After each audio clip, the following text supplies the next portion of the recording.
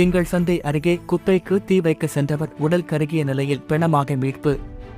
கன்னியாகுமரி மாவட்டம் திங்கள் சந்தை அருகே உள்ள மாங்குழி வாடிவிளை என்ற பகுதியைச் சேர்ந்தவர் தார்சியோஸ், வயது 70. இவர் ஓய்வு பெற்ற அரசு போக்குவரத்து கழக ஊழியர் ஆவார். இவரது மனைவி மேரி வசந்தா.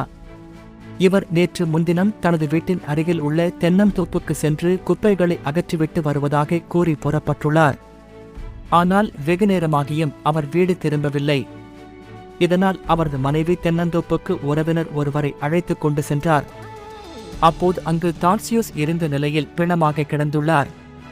இதனை பார்த்து அவரது மனைவி அதிர்ச்சி அடைந்து கதறி அழுதார்.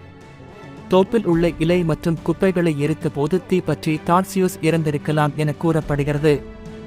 இது பற்றி தகவல் அறிந்ததும் இரணியல் போலீசார் சம்பவ இடத்துக்கு விரைந்து வந்து உடலை கைப்பற்றி பிரேத பரிசோதனைக்காக அரசு மருத்துவமனைக்கு கொண்டு சென்றனர்.